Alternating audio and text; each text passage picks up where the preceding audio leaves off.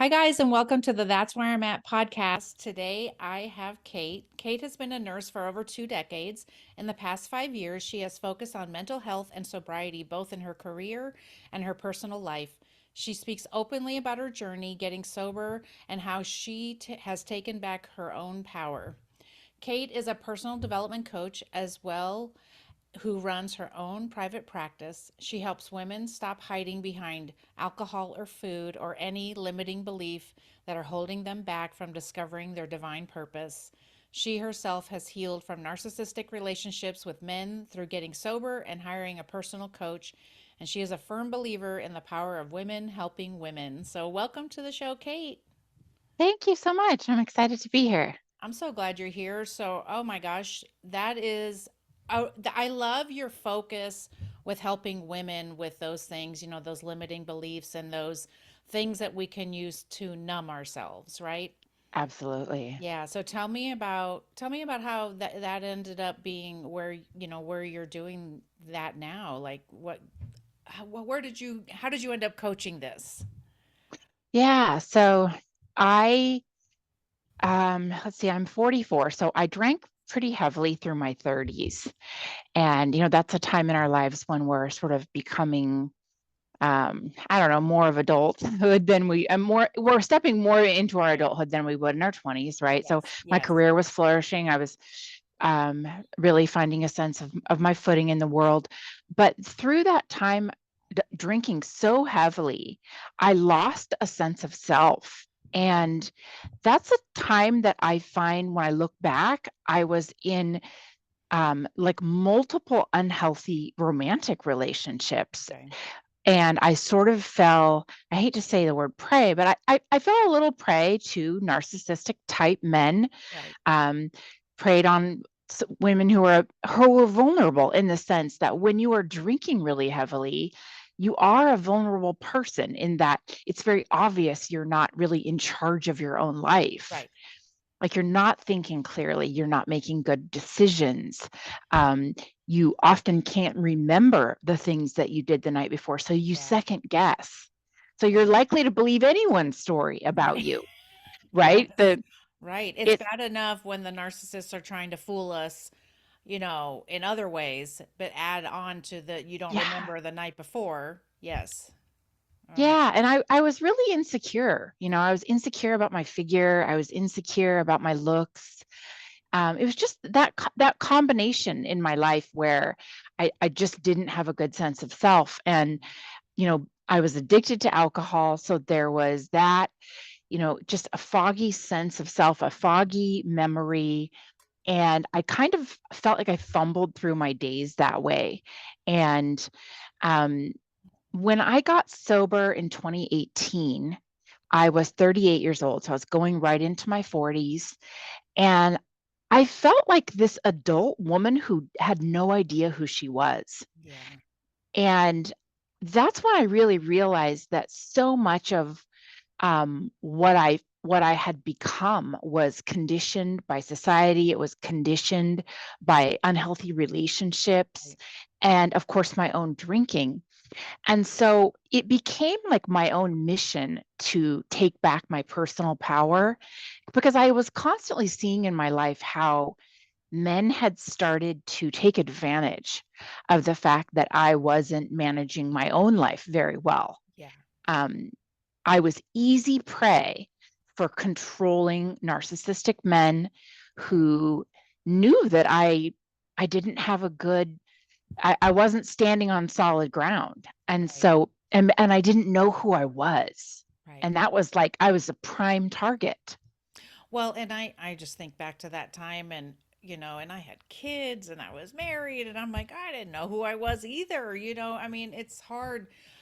So, did you have this model to you, in childhood, or did you have some sort of childhood or even young adulthood that got you into having to drink to numb?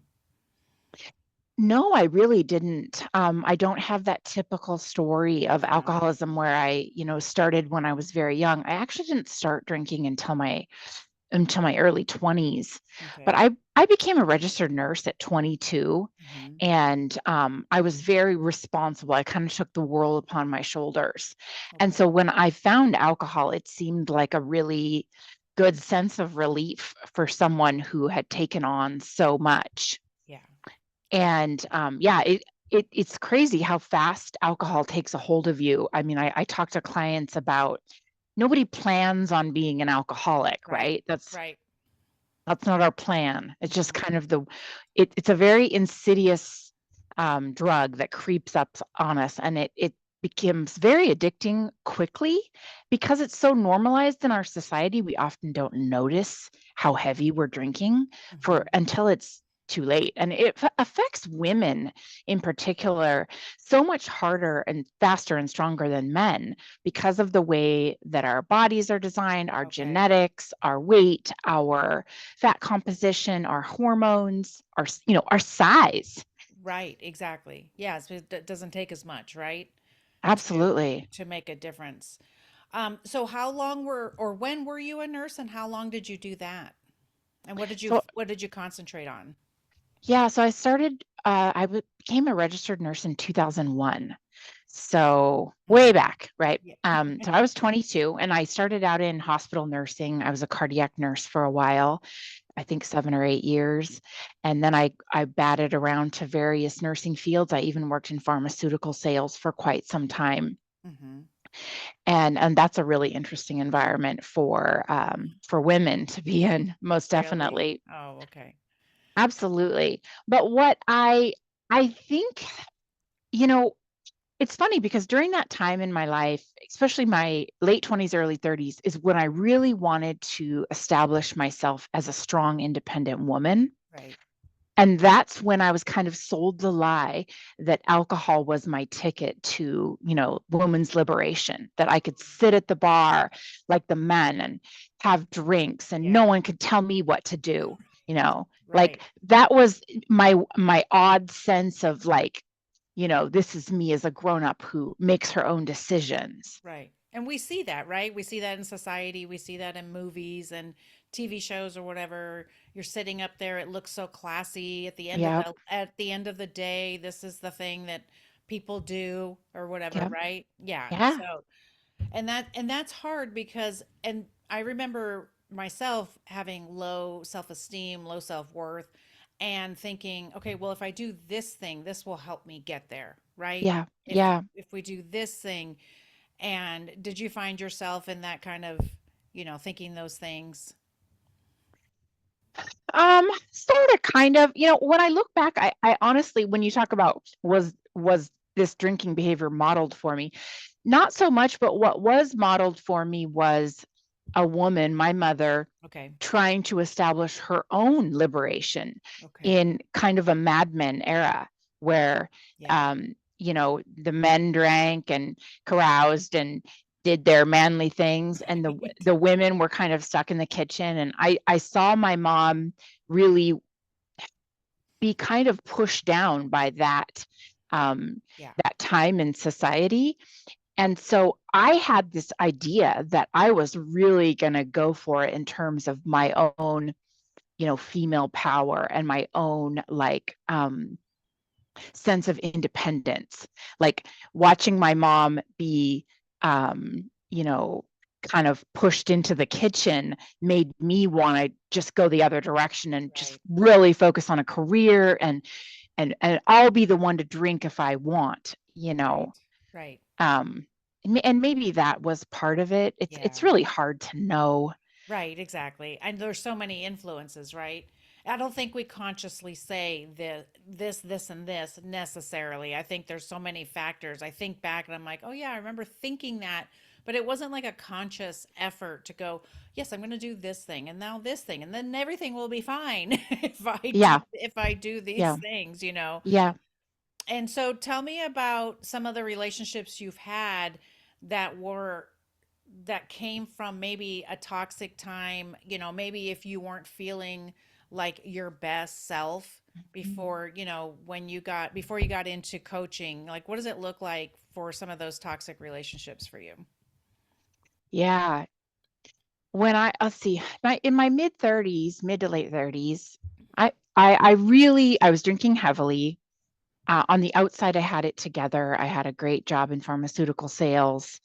But I was hard partying, and I fell into a relationship with someone who must have seen me coming from a mile away, right? Like an easy Yeah. target of um, trying to be tough on the outside, but on the inside, very insecure, Yeah. um, and was self-medicating with a lot of alcohol. And so I fell fast and hard into a romantic relationship that in my gut I knew was wrong, but I also didn't feel confident enough about my own self that I felt like I deserved any better. Okay. Maybe it was that I secretly knew I was drinking too much, and I had really screwed up relationships with food. I had eating disorders. These were my Okay. deep, dark, hidden secrets, right? Okay. And so I think there was a part of me that felt like, well, this is as good as I can get. Right. Yeah. Like this guy, he wants me, he likes me, he might be the only thing I can get because I'm pretty screwed up. Right. And did you feel like you were okay, so like you're already not feeling great about yourself, and then you get into this toxic relationship, and I know that for me it was just like even without knowing, it just was getting worse and worse. My self-esteem and everything Yeah. about me was getting worse and worse. And I know there were lots of things I did. I numbed with food for a long time. That was modeled to me. So, that was something, and of course we all talk about comfort food and those kinds of things, right? And so Mhm. it's hard to um it makes it almost like okay, right? Yeah. When we Yeah. say comfort food and things like that, or oh my gosh, I've had a hard week, I'm going to go have a drink kind of thing, Hmm. right? Hmm. How long were you in the relationship, and how did that progress with yourself? If you were already feeling bad about yourself, how do you feel like how that progressed? Yeah. I think I was with him for a year or two, year and a half. And I I shoved down the feelings deep in my gut that when I knew his behavior was wrong, Yeah. when I had this spidey sense of his narcissism, right? Like Right. his lack of empathy, when I knew deep down in my gut he was cheating on me, Yeah. when I knew there was a lot of lying Yeah. with little remorse, Right. no remorse. I knew those things in my gut, but instead of addressing it, I drank and Right. I drank more and I used food and I shopped and it was like I tried to silence myself. Yeah. Right. We're having those. Well, you're hearing, or you have those spidey senses. I love that you say that, because I say that too. You have those gut feelings, and you're like, no, no, you like bat it Yep. away, right? And Yep. we try to just like what's the word I'm trying to say? We just try to nope, nope, that's not happening kind of thing, because I just thought there was no way, especially for my relationship. I thought there's no way, because he says he's not. He says he won't. He says, you know what I mean? And our relationship was built on trust. Okay. You know, well, I didn't know. Yeah. You don't know. That's what you hope, that's what you wish, right? Yep. That's what you're hoping, Yep. right? That is yeah, that really stinks. And I just want to encourage women that if you're feeling something in your gut, if you're feeling like something is off, or you catch them multiple times lying or whatever, cheating, whatever, they're not going to get any better. They're When we allow it again, right? Hmm. Are you finding this, like when you're coaching other women, when you're coaching women, if you allow it again, then they just have permission again to do it again. I know I gave him permission in lots of ways, with the things I allowed, and that's really Yeah. hard. Um, do you feel like you have to tell women that? Do you think that's something that they understand? It's almost like a boundary thing, learning Hmm. boundaries. Well, when I coach, I do a lot of coaching around sobriety, Yeah. and so um, I mean, I feel like a lot of conversations revolve around what are you drinking at? What are Yeah. you shoving down? Yes. And I really love to talk about the shadow self, the wounded Yes. self, Yes. the part of ourselves that we don't want to really shed a light on. Yeah. Maybe that's childhood stuff or insecurities. Yes. And so when we talk about like drinking to shove our emotions down, often that is stuff that bubbles up with red flags. When we're in a relationship with someone and we see a red flag and we're trying to ignore it or numb it or buffer it, the things that we do to ourselves, drink, eat, shop, gamble, whatever, it ultimately just keeps coming back and keeps coming back and keeps Right. coming back. Um, Author Danielle Laporte has this saying that nothing ever fully goes away until we love it. Oh, wow. And I really like to investigate, like, what are the things about ourselves that we're shoving down? Yeah. And especially like when it comes to our romantic relationships, are we entering into relationships where we are easy targets for someone that can see that we are basically self-sabotaging? Right. Yes, exactly. And what does that look like, or how do you advise people? What does that look like, to look like we're self-sabotaging, or we look like we're an easy target, quote unquote? Yeah, I mean, when I look back at my own experience with being in a narcissistic relationship, I really have to own my part in it, in that, like I said, he must have Yeah. seen me coming from a mile away. Yeah. Um, Drinking to excess every evening. Yeah. Um, my emotions were all over the place, not remembering things, Right. very blatantly self-sabotaging.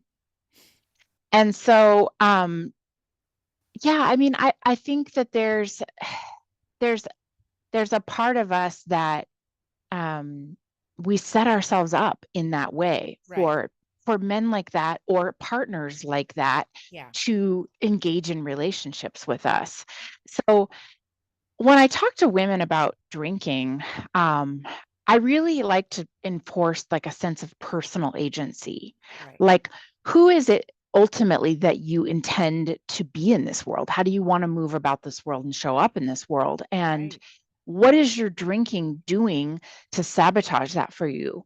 Um, and how does this putting you in places, in situations with people that Right. you don't even like?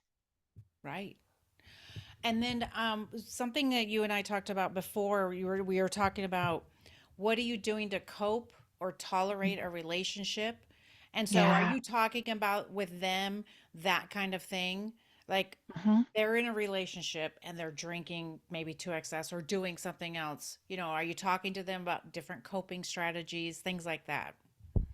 I am. And also the funny thing happens when we get sober is we look Yeah. around at all of our relationships and Oh, we yes. we look at them like, am I was I just tolerating this relationship in my life, Yes. this friendship, right? This group of girls I go out and hang out with, or I often tell people, don't be surprised if you have a lot of questions about your marriage when you sober up and you look around and you think, do I like this person without numbing myself with a lot of alcohol? Yeah.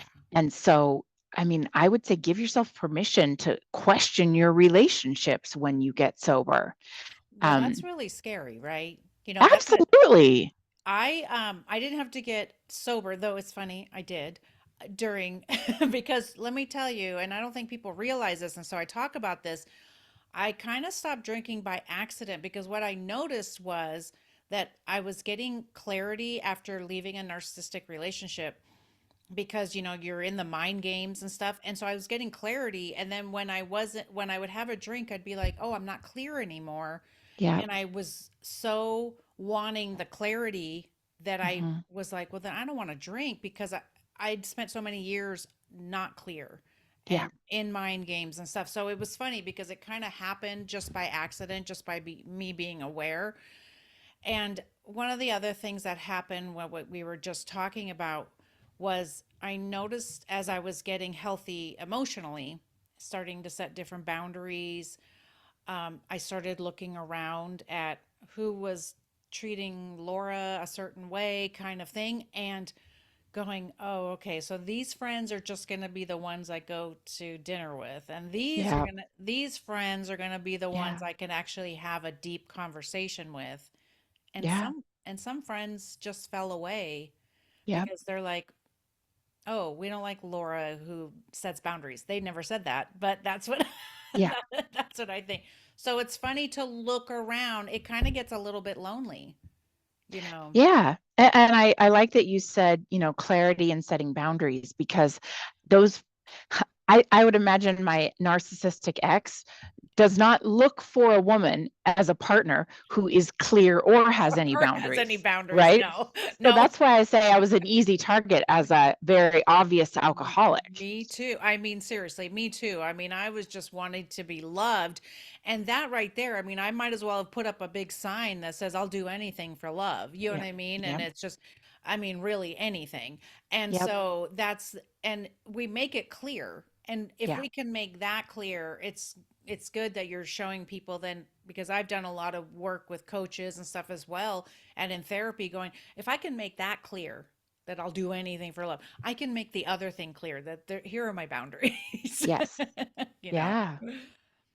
it's why I've Yeah. done that. And I think it's interesting we're talking about how we're kind of realizing our part in this Yeah. because when I coach, I do hold women accountable and saying, yes, you were with a narcissist, and yes, he was awful or she was awful. Hmm. However, your part in this was that in some way you went along with the Right. behaviors because that was fulfilling a need within you for Right. some reason. Like you saying, I would hold up a sign saying, please, I'll do anything. I felt Right. that there was a time in my life when I would have done that as well. The Yeah. more I drank, the more anxious and insecure I felt, the more I was likely to hold up that sign. Right. And so I also talk to people a lot about underlying emotions that come with drinking Okay. because I think that a lot of what happens in these relationships with someone who is likely to take advantage is that there is a preying on our anxiety level and our insecurity. And I do a lot of talking about how alcohol only fuels to your anxiety. Right. And your superpower is getting really clear so you remember everything through the night. No Yeah. one can gaslight you and say, well, you did this and you did that. Right. No one can tell you where you can go or what you can do or who you can be with because you're clear. You're going to remember everything. Yeah. You know, I'm remarried. My husband's wonderful, but he can't tell me you can't drive there or do this because I'm sober. Right. So, um, so clarity and a sense of personal agency are Yeah. some of the first things that come with owning a sober life. And in that, you can set really clear boundaries on how you expect to be treated.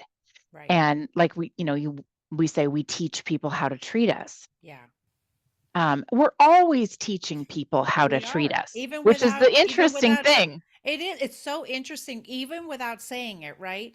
A few years ago, before I really started figuring out boundaries and what does a boundary look like, and because I think people think that boundaries, when people say boundaries didn't work for me, it's like, okay, but boundaries are not me telling you what to do.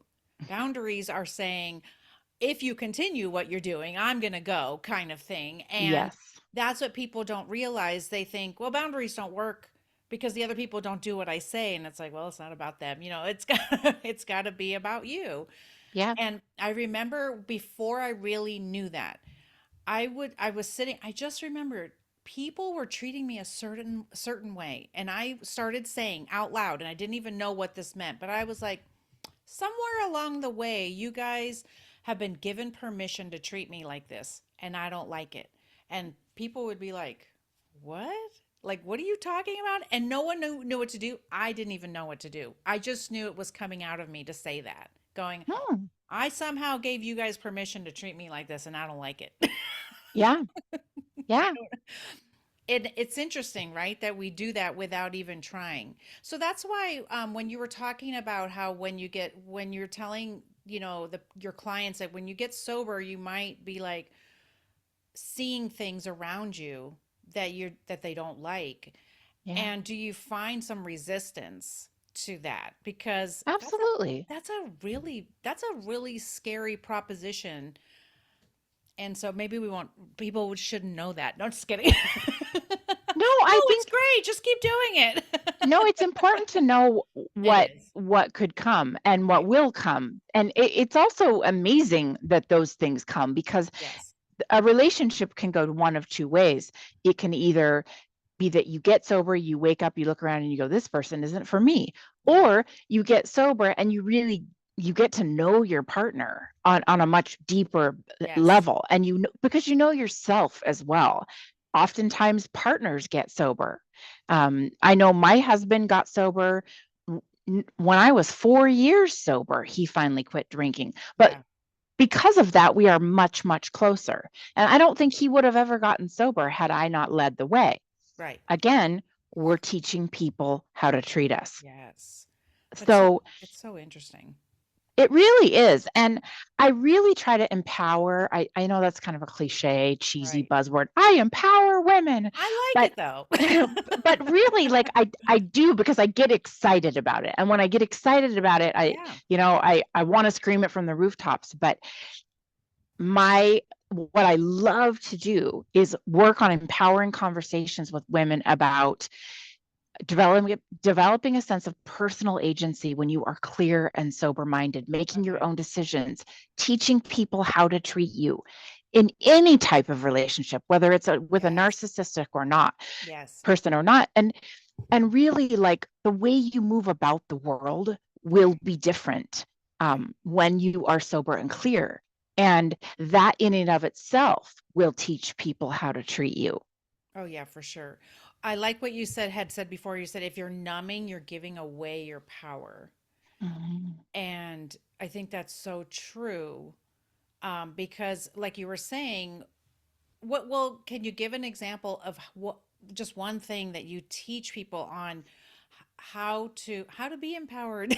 I like that because frankly, when you get excited, it's like if somebody doesn't understand, when I tell people, I'm like, I'm so excited for you. And if you're not excited or if you're too scared, I will share my excitement with you or I will share my courage with you so that Mhm. you can try and move forward. You know what? I know that sounds kind of cheesy, but I Mhm. believe in that because that kind of thing excites me when people are like, I don't know what to do or I'm too scared to do it. I want Mhm. to help people. I want to help others to better their lives as well.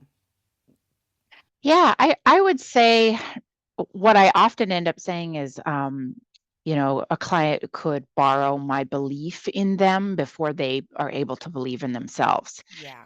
I might Yeah. be jumping up and down on a chair, but what I really hope someone takes away is belief in themselves, even if you have to borrow mine for a while. Yeah. Belief in the process, that it takes time through sobriety to peel back the layers and figure out who you are, and to have a sense of hope.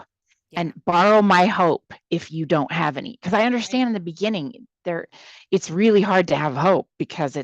it's such a messy process to get sober. And And it and also when you're trying to even set boundaries, right? Or even have yeah. showing others how to treat you, and if it's going to be different than it has been. I think that's scary because the people who have benefited from you Yes. not having boundaries or for you being not sober, they have maybe some people have benefited from that. Oh, And many people. right? And so now it's going to be messy at the beginning. Everybody's not just going to go, "Wow, this is great. This is the new you. We love it. Mhm. It's the best." Mhm. Can you speak to that? Yeah, I mean, there's a saying, in sobriety and recovery circles, like the only thing that has to change is everything. Because Yes. oftentimes we end up getting an entirely new social group, Yeah. friend group, Yeah. because you're just not the same person. No. When you stop numbing, you open your eyes and you look around. It's like waking up from a dream, and you're just gonna move differently about the world, and Right. people are gonna react to that differently. I know without a shadow of a doubt, if 6 years sober Kate today Yeah. met my ex-boyfriend at a library, I would listen to him for about 15 minutes and go, have a nice day. I will never see you Right. again. I mean, I just would know right away. Like there's one, I'm married, but two, if I were Yeah, single of again, course. Yes. right away, like there's just no freaking way in a millennia I would ever. But when I was drinking, I felt so low about myself. Yes. And I was so blinded to even my own opinions and thoughts because I was Yeah. so numbed out that it was kind of like I just was like, sure, fine. I was just resigned to Okay. be with anybody who would take me because, Yeah. I just had no sense of self-worth. Right. I know, and it's hard because I think back because I was so young when I met I was 19 when I met him. I was 22 when we got together. And, just he said all the things. And now I look back and I'm like, okay, well, he was mirroring me and he was love bombing me. And he was like, oh, you want 3 kids? I want 3 kids. You want to be married? I Yes. want to be married. Yes. And it's like when I think back, I'm like, dang it, girl. What was wrong with you? Yeah. But that's who I was, right? And that was the person with my low self esteem and Yeah. this need to be loved, and me holding up my sign saying, I'll do anything for Yes. you. Will you love me? That kind of Yes. thing. And yeah, it's hard, but I mean, all we can do is live and learn and move forward with the new skills we have and know that okay, we can't do it this way or we can't do it the old way. We have to do it the new way. Yeah. And it's so funny what you were talking about the new friend circle and all that. And Everything. you know, the thing I want to encourage people is that a lot of times it's so much better. I mean, for me, I have amazing people around me that when we talk about things, I do have lots of, talks about clothes and makeup and all that, Yeah.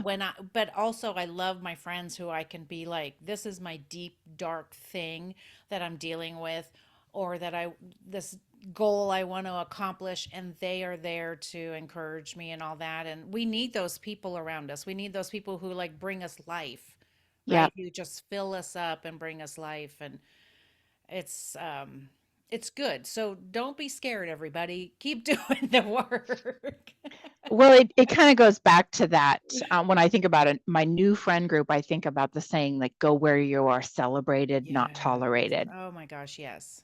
And I can honestly say, I mean, I do have some friends that are old childhood friends Yeah. from my drinking days, Yeah. but I have almost an entirely new social circle of Yeah. women I connect with better because we are all sober. We're thinking very clearly and rationally, Yeah. and we just have different goals and things we're moving toward, and they get me. And Right. I, I remember thinking, well, if I quit drinking, then I'll lose all my friends. Yeah. Oh, that was the best thing that ever happened to me because I got all new better friends. Right. And I don't even mean better. I mean people that just really get the core of who I am. Yeah. Well, and that's what you want, right? And maybe we don't even know that's what we want until we're doing the work Absolutely. and we're building a new life, right? And that's what I'm finding as I'm doing this work. I was already doing work before I got divorced, but since the divorce, I'm like, I'm just even doing more and more and more work.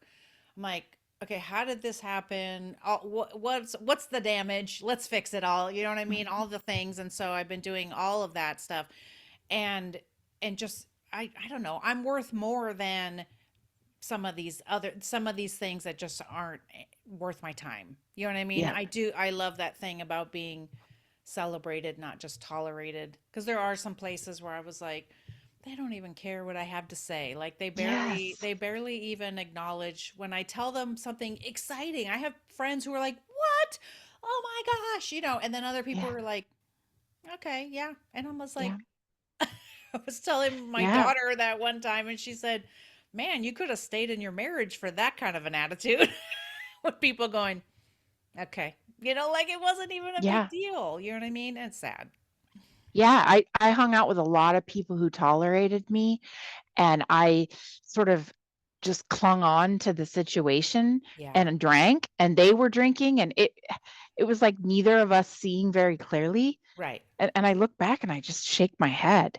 But yeah, I mean, in a weird, sick way, I guess I'm grateful for that time in my life because Right.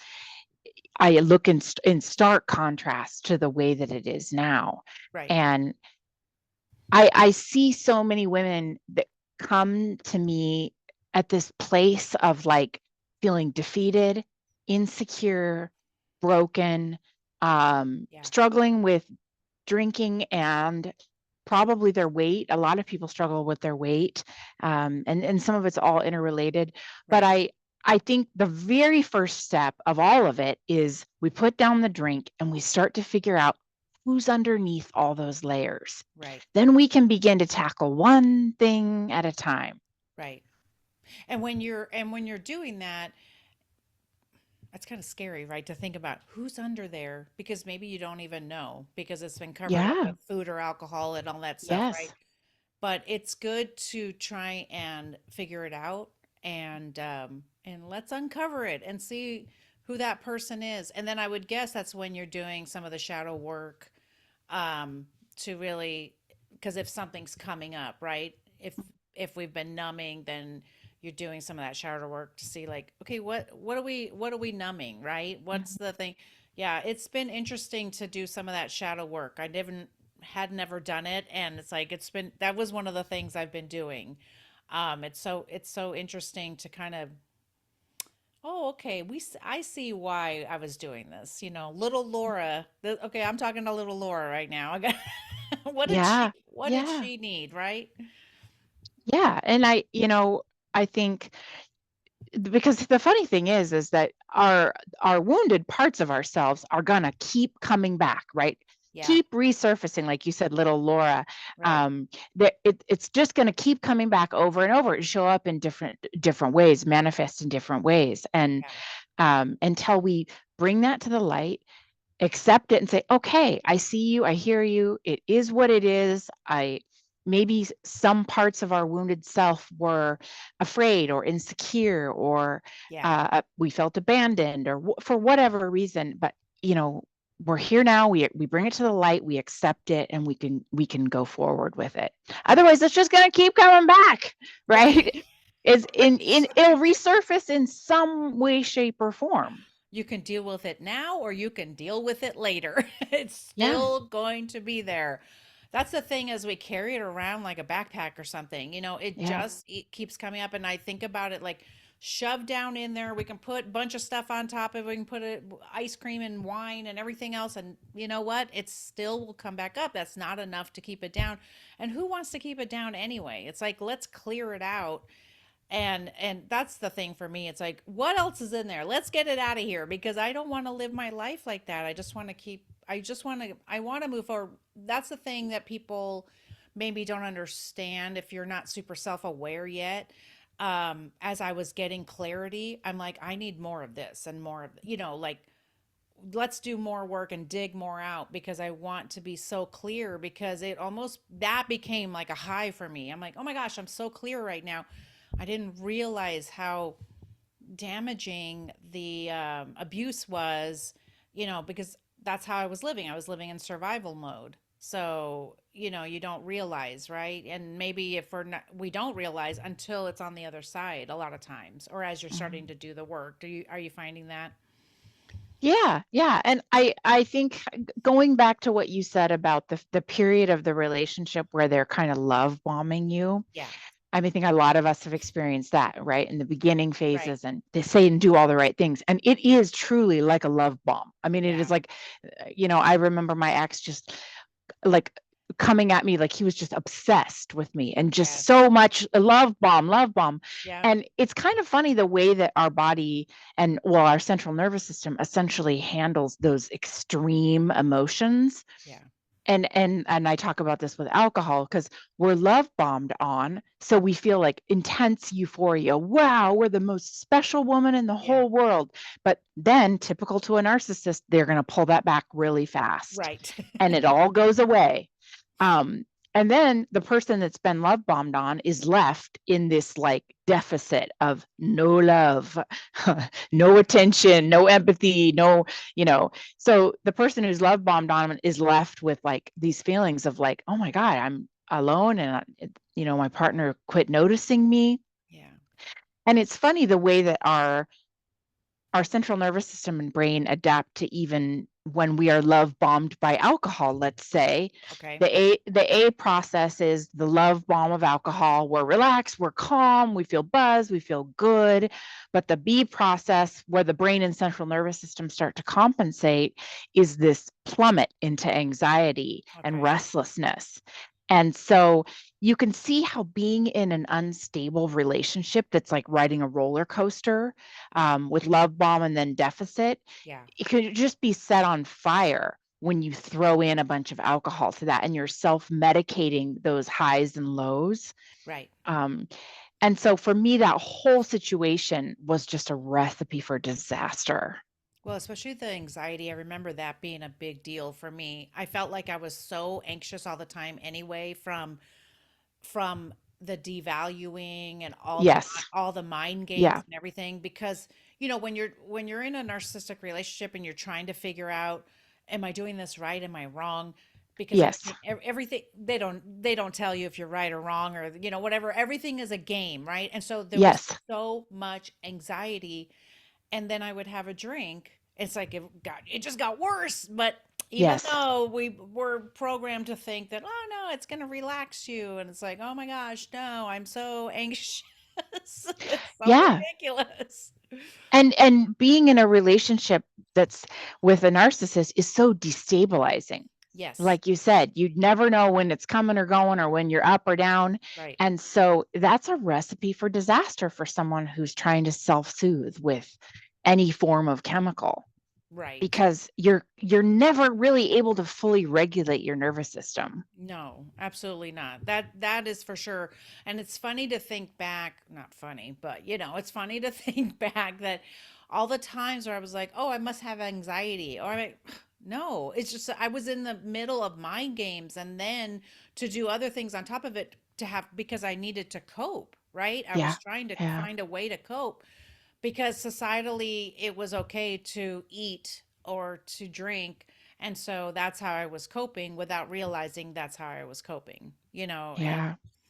um talk about something we talked about was another person can see what you've missed. You had like a house painting analogy, and would that be you, or are you talking about a friend, or tell me about that.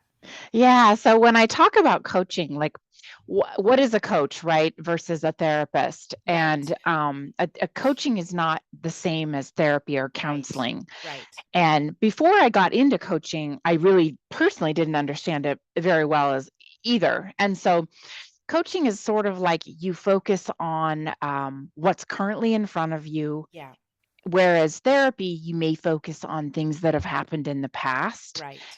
You might go back to your childhood, how you coped with those type of things. But when we're talking about things right in front of us, it's often helpful to have a second set of eyes. And so I use the analogy that coaching is like you're going on with your life and you're painting your house, but you don't really know what quite is wrong. And a coach walks by and says, "Oh, right there, it's because you missed a spot." Okay. You're so close to it as Yes. the person in the problem, Yeah. you can't see it.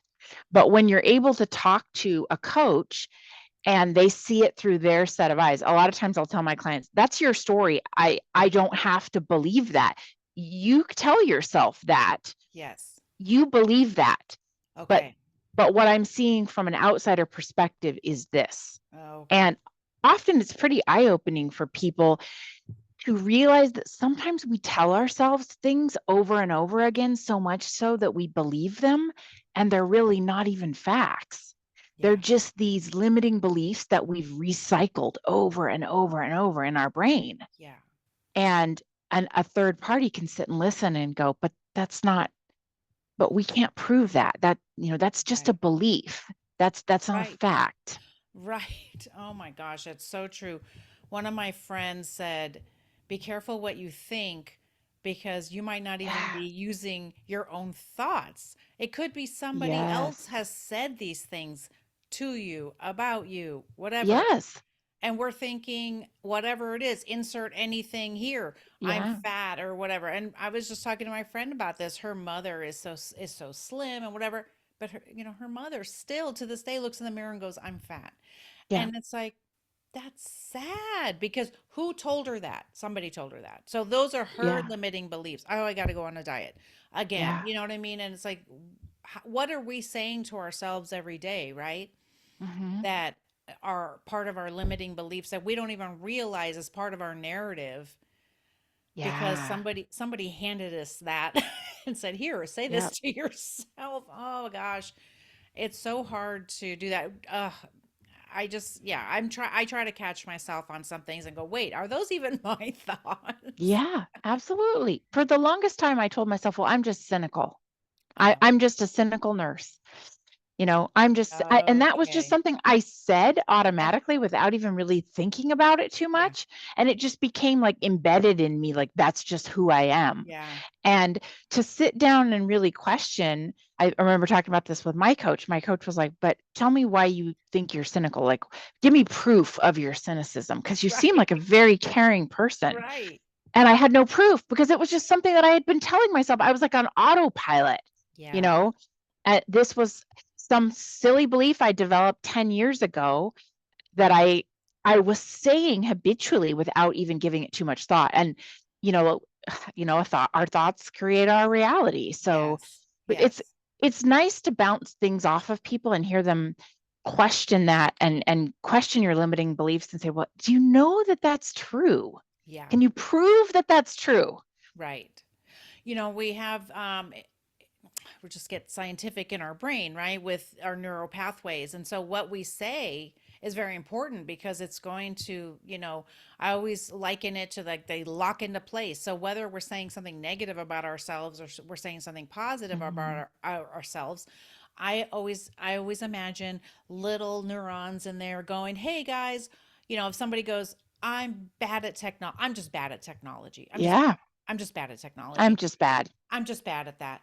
And I say, when you say that, your little neurons are locking into place, going, "Guys, we're all bad at technology." And so your brain just goes, "Okay, we're bad at technology." And so now you can't even learn. It's harder to learn that. I'm like, Yeah. why do you think there's so many? Every coach, every motivational speaker, everybody tells Yeah. you to look in the mirror and say positive things. And I said, even as dumb as you feel, say those positive things, or do the power of yet, I haven't learned that yet, Mhm. kind of thing, so that you can train your brain. But I said, as silly, that really helped me, as silly as it sounded, to stand in the mirror and say, "You're doing great today. You got out of bed and you didn't just sit and cry today. I'm so proud of you." Yeah. Yeah. It's important to we have to train our brain to what we want. Absolutely. Yeah. Absolutely.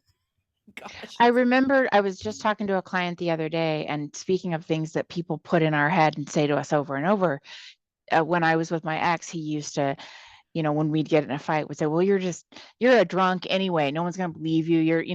yeah. You're kind of a piece of work, a Yeah. drunk. You're a lush."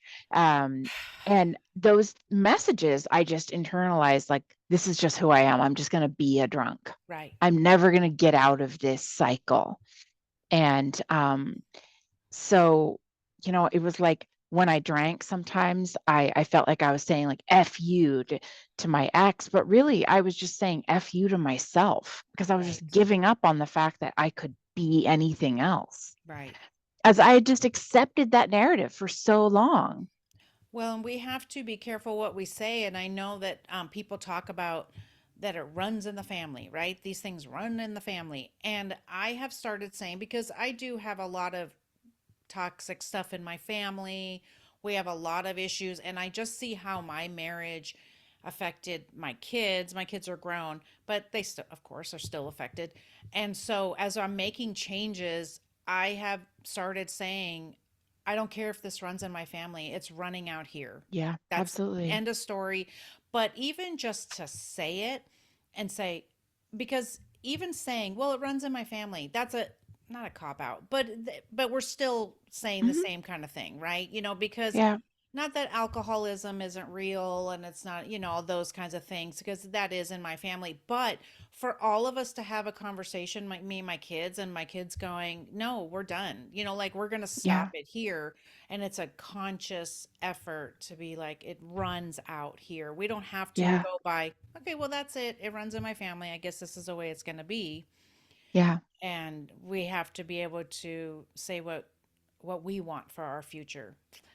I know for people who don't practice it, it sounds silly, but I really believe in saying, even by myself, I just say things out loud because there's something about it being verbal Yeah. Yeah. that is really good for your brain. It really helps with your Yeah. the whole neurology of your brain. It Yeah. really is a good thing. Yeah. So tell me how people can work with you. So, yeah, if you look at my story, I've been a nurse for 22 years, and this last year I started my own private practice I call myself a personal development coach. Okay. Um, I personally don't care what people call me. You can Right. call me a life coach, a nurse coach, a Yeah. sober coach. Um, I just say personal development because I think that's a little bit more broad encompassing. But Yeah. I am a mental health nurse. I still work in mental health. I still have a 9 to 5. I'm also board certified in addiction. So I started putting things out on social media. I have a website. And what I've found is that people have just been reaching out to me through social media That's or awesome. through a referral of a friend and saying, let's work together. And I usually meet on Zoom and do an hour and a half or so call where we get to know each other. Yeah. And then I have clients work with me in a 3 month container. So we work one on one throughout that time. They have access to me, and we meet in live sessions so that we can really work through things and it takes a little while, especially Of when we're course. talking about sobriety. Yeah, of course. And then all the plans that you want, the goals that you're helping people craft some Yeah. goals and things like that, right? That they're wanting for the future. Yeah, and it's really personal. I like to say that like your sober journey is highly personal. Yeah. It's really up to you. Do you want to go to meetings or not? Do you Yeah. want to follow a certain structure or not? Yeah. Some people get sober through medication assistance. Some Yeah. people don't want to go to any meetings at all, and they want to completely just do it through coaching.